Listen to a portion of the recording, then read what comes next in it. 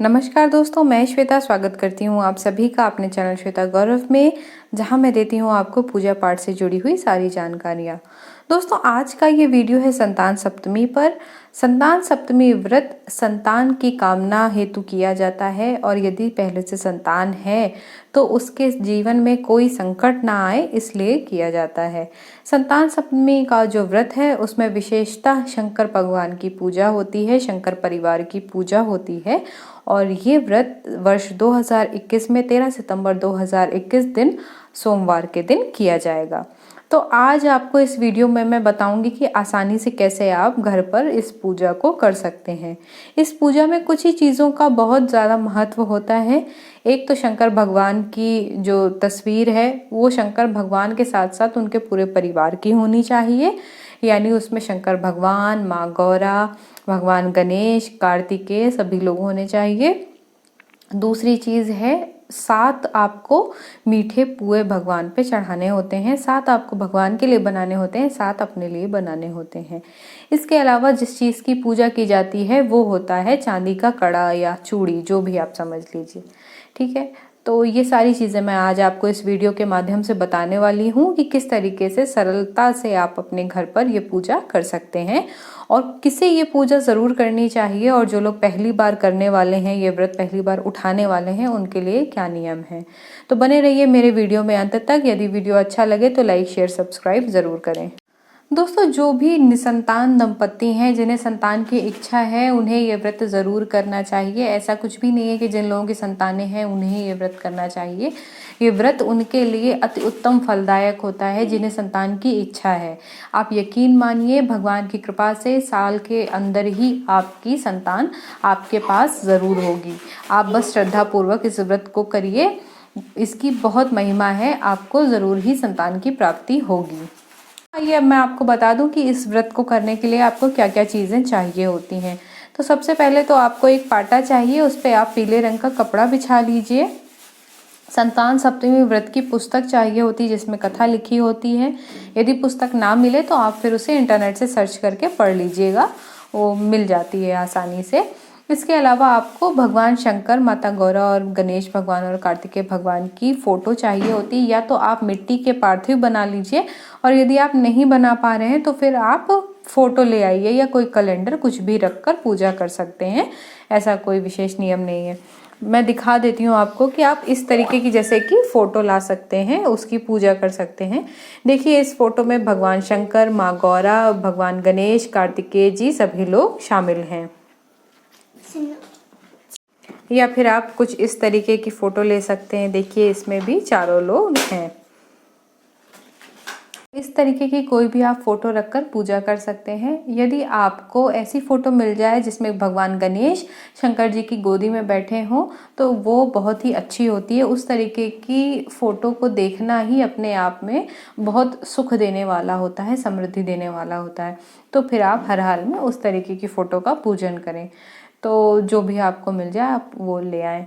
तो मैंने बताया कि आपको जो पुस्तक है उसको आपको पाटे पे रखना है, थोड़ा थोड़ा चावल डालकर फिर उन्हें स्थान दीजिएगा। उसी तरीके से पुस्तक को रख दीजिएगा। उसके अलावा दोस्तों, इस व्रत में कड़े का बहुत ज़्यादा महत्व माना गया है। चांदी का जो कड़ा होता है उसको भी रखा जाता है, उसकी भी पूजा की जाती है। तो मैं विधि बता देती हूँ आपको संक्षिप्त में। तो सबसे पहले तो पंचामृत बनाना होता है, उससे आपको भगवान शंकर, माता पार्वती, गणेश जी सबको स्नान कराना होता है। उसके बाद जो कड़ा होता है चांदी का, उसको भी आपको उसी तरीके से स्नान कराना होता है। या तो आप पंचामृत बना लीजिए या फिर आप कच्चा दूध रख लीजिए, उससे आप सबको स्नान कराइए, कड़े को भी स्नान कराइए। जिस प्रकार से आप भगवान को लगाएंगे चंदन और माता जी को सिंदूर वगैरह लगाएंगे, उसी तरीके से आपको कड़े को भी हल्दी, चंदन, कुमकुम सारी चीज़ें लगानी चाहिए, अक्षत छिड़कना चाहिए, धूप दीप दिखाना चाहिए। ठीक है, इस व्रत में कड़े का बहुत महत्व है। मैं दिखा देती हूँ आपको। तो कड़ा कुछ इस तरीके का होना चाहिए। ये देखिए, आगे से ऐसा खुला हुआ कड़ा होता है, ऐसे बंद वाला मतलब जो पूरा बंद कड़ा होता है वो नहीं लिया जाता है, उसको खुलना चाहिए। क्योंकि इस व्रत में जब आप कड़ा पहनेंगे तो वो ऐसे नहीं पहना जाता है, उसको खोल के फिर आपको बीच से ऐसे डालना होता है। ठीक है, ये मेरा पहला व्रत का कड़ा है और फिर मैं इसी तरीके से हर बार ले लेती हूँ नया कड़ा। तो नियम तो ये है कि जब आप पहली बार व्रत करें तो 1.25 तोले का चांदी का आपको कड़ा एक बनवाना चाहिए खुद के लिए, एक आपको दान करने के लिए बनवाना चाहिए। अगली बार फिर उसी को आपको गलवा के उसमें कुछ और चांदी बढ़वा के दूसरा बनवाना चाहिए। अब इतना अगर संभव नहीं हो पाता है तो आप हर साल नया चांदी का एक कड़ा ले सकते हैं। पहले साल ये ज़रूरी है कि जितना तोले का आप अपने लिए बनवाएं उतना ही आपको दान देना चाहिए। उसके बाद से फिर ऐसा ज़रूरी नहीं है, फिर आप थोड़ा बहुत भी चांदी दान में दे सकते हैं या दक्षिणा दान में दे सकते हैं। ठीक है, तो कड़ा मैंने फिर से दिखा देती हूँ, इस तरीके का कुछ होना चाहिए। ये मेरा 1.25 तोले का कड़ा था, ये पहले व्रत का था। ठीक है, फिर ये जैसे दूसरे व्रत का है तो इस तरीके से खुला हुआ है, इसमें कुछ यहाँ पे 7 लाइनें बनी हैं। थोड़ा आपको देखना पड़ेगा, ढूंढना पड़ेगा, पर आसानी से मिल जाता है। ठीक है, तो जब आपका पहला व्रत हो गया और दूसरा पड़ा है तो पहले वाले कड़े को भी निकाल के आपको पूजा करनी है। फिर ये नया है तो इसकी भी पूजा करनी है और फिर नया वाला पहन लेना है, पुराना वाला उठा के अंदर रख देना है। जैसे ये कड़ा है तो इस बार कल जब मेरा व्रत होगा तो मैं इसकी भी पूजा करूंगी और फिर इसको उतार के अंदर रख दूंगी, नया वाला पहन लूंगी। तो ये मैं तो इसे साल भर पहने रही। तो अगर आपको ये है कि आप नहीं पहनना चाहते हैं, अच्छा नहीं दिखता है या कुछ है, तो फिर आप उसे 1.25 हफ्ते में या 1.25 महीने में उतार के रख सकते हैं या फिर कभी भी उतार के रख सकते हैं। बस दिन अच्छा होना चाहिए। अच्छे दिन से मतलब कि आप उसे मंगलवार या रविवार के दिन ना उतारें और कोशिश करें कि अगर शनिवार भी ना हो तो अच्छा है। अगर है नहीं और कोई दिन समझ में आ रहा है तो शनिवार फिर भी ठीक है, लेकिन संडे और ट्यूसडे नहीं होना चाहिए। इन दिनों पे हम कोई भी इस तरीके के अच्छे काम नहीं करते हैं। तो सोमवार है, बुधवार है, शुक्रवार है, उस दिन फिर आप उसे उतार के अच्छे से अंदर रख दीजिए अच्छी जगह पे। तो ये आपको करना होता है। दोस्तों, जो लोग निसंतान हैं और संतान की इच्छा रखते हैं उनके लिए ये व्रत बहुत फलदायी होता है और उनको इस तरीके का कोई कड़ा नहीं बनवाना होता है। अब जो पहली बार इस तरीके से व्रत रह रहे हैं, आपके संतान नहीं है, उसकी इच्छा के लिए आप व्रत रह रहे हैं कि आपके संतान हो जाए, तो उसमें फिर आपको सिर्फ धागा रखना होता है भगवान के पास। आप सफ़ेद रेशमी धागा उसमें 7 गांठें लगा के भगवान के चरणों में रख दें और पूजा के बाद उसे ही अपने दाहिने हाथ में आप पहन लें। अगर हो सके तो उसे बांधे रखें साल भर, अगली संतान सप्तमी तक। और अगर नहीं आपसे संभव है तो फिर आप उसे खोल के अच्छे से अंदर रख दीजिए। उसे काटे नहीं और कहीं भी मतलब फेंके नहीं, वो खोना नहीं चाहिए आपसे धागा। अच्छे से उसे अंदर रख दीजिए, अगले साल निकाल के यदि भगवान की कृपा से आपके संतान हो जाए तो फिर अगली बार आपको कड़ा बना के उस तरीके से पूजा करनी है। और अगर नहीं होती है किसी भी वजह से तो फिर अगले बार भी फिर आपको नया धागा बना के उसे बांधना है और अंदर रख देना है। वैसे ये मेरा अनुभव रहा कि मैंने जिन जिन लोगों के लिए ये व्रत माना, मतलब मैं तो व्रत रहती थी और मैंने वो रहते हुए जिसके लिए भी मनोकामना करी उसके साल भर के अंदर ही संतान हुई। तो दोस्तों, बस मन से आप श्रद्धा से पूजा करिएगा, भगवान आपको ज़रूर आपके मन का फल देंगे, अच्छा फल देंगे, उत्तम फल देंगे।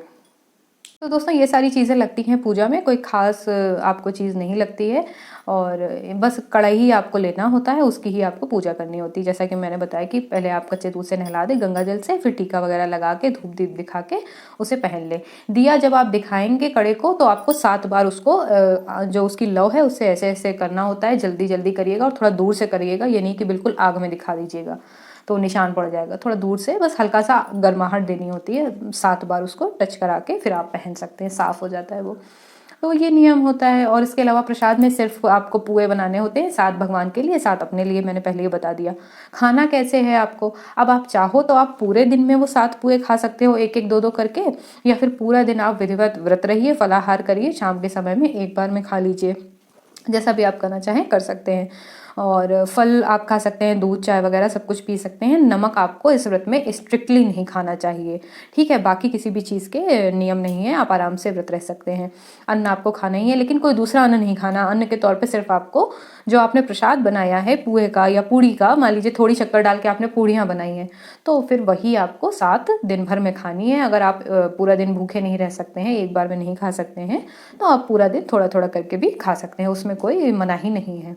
जैसे हम लोग संकटा में होता है ना, कुछ लोग मिठाई एक ही जगह पर बैठ के पूरी ख़त्म करते हैं, कुछ लोग पूरा दिन थोड़ी थोड़ी खाते रहते हैं पर उसी दिन ख़त्म करते हैं। तो वही वाली चीज़ है, आप एक बार में खा पाएँ तो वैसे कर लें, नहीं खा पाएँ तो पूरा दिन खाते रहें। और फिर भी अगर आपका बच गया तो फिर आप किसी और को ना दें, फिर आप वो गाय को दें। खास तौर पे ये आपको अपनी संतान को नहीं खिलाना चाहिए। जो आपके साथ पुए हैं वो आपको अपनी संतान को नहीं खिलाने चाहिए। अगर आपको नहीं आपसे खाया जा रहा है तो फिर आप अपने पति को दे सकते हैं, क्योंकि ये उनकी भी उतनी ही संतान है जितनी आपकी। यदि आपके पति व्रत नहीं करते हैं तो भी उन्हें आप पूजा में ज़रूर बैठा लें, क्योंकि ये संतान के लिए है। और ये जो पुए का प्रसाद है ये फिर आप अपने पति के साथ बांट सकते हैं, उन्हें दे सकते हैं। इसके अलावा किसी को नहीं, संतान को तो बिल्कुल भी नहीं। जब नहीं आपसे खाया जाए तो फिर आप गाय को खिला के खत्म कर दीजिएगा। तो दोस्तों यही सारे नियम होते हैं संतान सप्तमी के व्रत में। बाकी जो भगवान शंकर की पूजा के लिए चीज़ें लगती हैं, जैसे कि बेल पत्र हुआ, गणेश जी के लिए दुर्बा हुआ, माँ गौरा के लिए श्रृंगार सामग्री हुई, ये सारी आप यथाशक्ति ला सकते हैं, चढ़ा सकते हैं, दान कर सकते हैं। जितना जो भी आप करना चाहें उसके लिए आप बिल्कुल भी स्वतंत्र हैं। जैसा जो आप कर पाएँ कर लीजिएगा, ऐसा कोई खास नियम नहीं होता है। इस व्रत में 2 ही चीज़ों का ज़्यादा नियम होता है, एक तो 7 पुए और दूसरा चांदी का कड़ा। फिर से जिनके संतान नहीं है और जिन्हें संतान की इच्छा है उन्हें कड़े को नहीं रखना होता है। जब संतान हो जाती है तब आप फिर कड़ा बनवाते हैं और भगवान के पास रख के पूजा करते हैं। एक दान करते हैं, एक अपने लिए बनवाते हैं। और जिनके है जो हमेशा से करते आ रहे हैं वो तो अपने ही कड़े को या तो बढ़वाएंगे चांदी डलवा के, या नया कड़ा ले लेंगे। यदि आप दोनों में से कुछ भी नहीं करना चाहते हैं तो उसी को जो आप साल भर से पहने हैं या जिसको आपने पिछले साल पूजा करा है उसको ही निकाल के पूजा करके 7 बार आप लौ को छुआ के पहन सकते हैं, ठीक है। जो भी आपसे संभव हो आप कर लीजिएगा। तो इस तरीके से आप आसानी से व्रत कर सकते हैं। अगर आपके संतान है और फिर भी आप कड़ा नहीं बनवा पाते हैं तो भी फिर कोई बात नहीं, फिर आप धागा ही हर साल चढ़ाते जाइए, नया धागा, उसमें 7 गांठियाँ लगा के। ध्यान इतना रखिए कि धागा जो है वो खोने ना पाए। हर साल अपना धागा संभाल कर रखिए, अंदर कहीं लॉकर में कोई आप डिब्बी बना लीजिए अच्छी सी, उसमें ही हर साल का धागा इकट्ठा करते जाइए। जैसे कि मैं अपने कंगन है तो वो मैं इसमें ही हर साल के इकट्ठे करते जाती हूँ। 2 इसमें हो गए, तीसरा ये कल हो जाएगा। उसको इधर उधर मत डालिए जिससे कि वो खोएं, ठीक है। तो इस तरीके से आप आराम से कर सकते हैं। बाकी आप जो भी आपको पता ही है, जैसे भी पूजा कर सकते हैं, करी जाती है। फूल चढ़ाना है, फल चढ़ाना है, केले चढ़ाना है, वो सब आप कर सकते हैं, उसमें कोई खास नियम नहीं है। दोस्तों ये था मेरा वीडियो जिसमें मैंने बताया कि मैं कैसे संतान सप्तमी का व्रत करती हूँ। आसानी से आप कैसे घर पे कर सकते हैं, और कोई बहुत मुश्किल व्रत नहीं है, बहुत कठिन व्रत नहीं है, लेकिन फल इसका बहुत शुभदायक होता है। खास तौर पे उन लोगों के लिए, उन दंपतियों के लिए जिन्हें संतान की इच्छा है। तो भगवान शंकर, माता पार्वती आपके परिवार पर हमेशा अपना आशीर्वाद बनाए रखें। आपकी संतानें दीर्घ आयु हों, उनका भविष्य उज्जवल हो। इसी के साथ मैं वीडियो यहीं पर समाप्त करती हूँ। धन्यवाद।